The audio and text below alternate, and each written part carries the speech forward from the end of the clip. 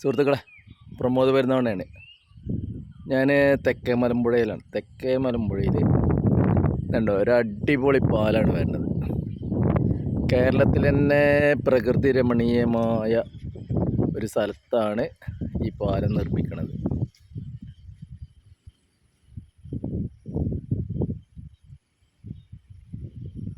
ഈ ഇവിടുത്തെ പരിസരവാസികൾ 2 വാർഡുണ്ട്. ആ 2 വാർഡിലത്തെ ജനങ്ങളിപ്പോൾ ദുരിതത്തിലാണ്. കാരണം ഇവിടെ റോഡ് ഗതാഗതമല്ല, അതിൻ്റെ മുമ്പത്തെ ഒരു പാലാണ് ആ കാണുന്നത്.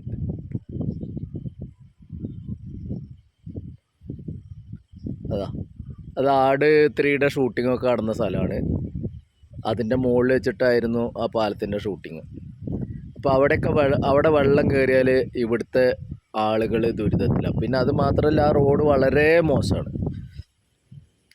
അപ്പോൾ ഈ ജനങ്ങളുടെ ദുരിതം അകറ്റാൻ സർക്കാർ തീരുമാനം ഉണ്ടാക്കി തരണം, അതാണ് പറയാനുള്ളത്. കാരണം ഈ 27-28 കിലോമീറ്റർ ചുറ്റി സഞ്ചരിച്ചിട്ട് വേണം ഈ ആളുകൾക്ക് മലമ്പുഴ ഡാമിൻ്റെ അവിടേക്ക് എത്താൻ. പിന്നെ അവിടുന്ന് വീണ്ടും 7 കിലോമീറ്റർ പോയാലേ പാലക്കാട് ജില്ലാ ഹോസ്പിറ്റലിലേക്ക് എത്തും. അപ്പോൾ 34-35 കിലോമീറ്റർ വേണം ഇവിടെ ഈ പൂക്കുണ്ട്, വേലാമ്പറ്റ അങ്ങനെയുള്ള ഭാഗങ്ങളിൽ നിന്ന്, ആനക്കല്ല് ഭാഗങ്ങളിൽ നിന്നൊക്കെ ആളുകൾക്ക് പാലക്കാട് എത്തണം വെച്ചാൽ 10-35 കിലോമീറ്റർ പോകും. ആ ദുരിതത്തിൽ നിന്ന് എത്രയും പെട്ടെന്ന് സർക്കാർ ഇടപെടണം. ഈ പാലത്തിൻ്റെ അടിയിൽ തന്നെ കുറച്ച് പൈപ്പ് കാര്യങ്ങളൊക്കെ വെച്ച് ഒന്ന് ഉയർത്തി വെള്ളം പോകാനൊരു സംവിധാനം ഉണ്ടാക്കിയാൽ കുറച്ച് കാലം കൂടി ജനങ്ങൾക്ക് ദുരിതമില്ലാതെ പോവുക. പിന്നെ അപ്പോഴേക്കും വെള്ളം കയറുന്ന ഉറപ്പാണ്. പാലത്തിൻ്റെ ഒരു കാൽഭാഗം വരെ ഇവിടെ വെള്ളം കയറുന്നതാണ്. അതായത് മലമ്പുഴ ഡാമിൽ നിന്ന് 30-35 കിലോമീറ്റർ ദൂരത്തോളം ചുറ്റളവിൽ വെള്ളം നിൽക്കുന്നതാണ്. അപ്പോൾ ഈ പാലത്തിൻ്റെ അടിയിൽ വെള്ളം കയറും.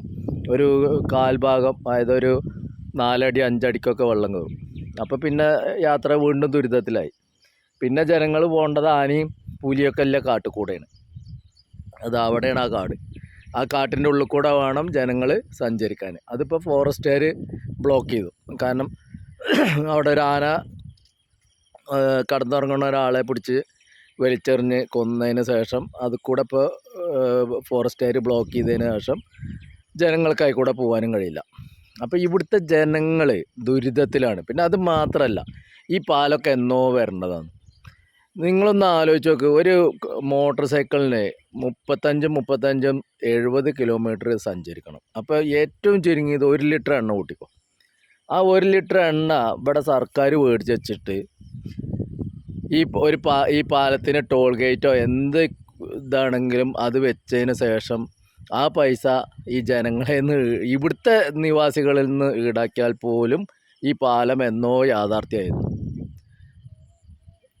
ഇത് ഇത്രയും കാലം, അതായത് ഒരു 10-20-30-40 കൊല്ലത്തോളം ഈ ജനങ്ങളെ കഷ്ടപ്പെടുത്തിയിട്ടാണ് ഇപ്പം ഈ പാലം വരുന്നത്. മനസ്സിലായോ? എന്തിനാണ് ഈ മനുഷ്യർ എന്ന് പറഞ്ഞാൽ എന്നാണ് ജീവിക്കുക, എന്നാ മരിക്കുക എന്നൊന്നും പറയാൻ കഴിയില്ല. അപ്പോൾ അവരെങ്ങനെ കഷ്ടപ്പെടുത്തണമെന്നുള്ളതാണ് ചോദ്യം. അപ്പോൾ എത്രയും പെട്ടെന്ന് ഈ പാലം യാഥാർത്ഥ്യമാക്കണം. അത് ഇനി ഏത് സർക്കാരായിക്കോട്ടെ നീട്ടിക്കൊണ്ടുപോകരുത്.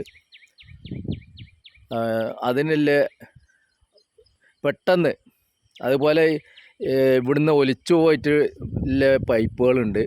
ആ പൈപ്പുകൾ കുറച്ചും കൂടി പൈപ്പുകൾ ഇട്ടിട്ട് ഇപ്പോൾ താൽക്കാലികമായിട്ട് ഒരു 2-3 മാസം വരെ, അതായത് ഒരു സെപ്റ്റംബർ വരെയെങ്കിലും അല്ലെങ്കിൽ ആഗസ്റ്റ് വരെയെങ്കിലും ജനങ്ങൾക്ക് സഞ്ചരിക്കാനുള്ള ഒരു സംവിധാനം ഇവിടെ ഏർപ്പെടുത്തണം എന്നുള്ളതും കൂടി ഒരു അഭ്യർത്ഥനയാണ് ഇതൊക്കെ.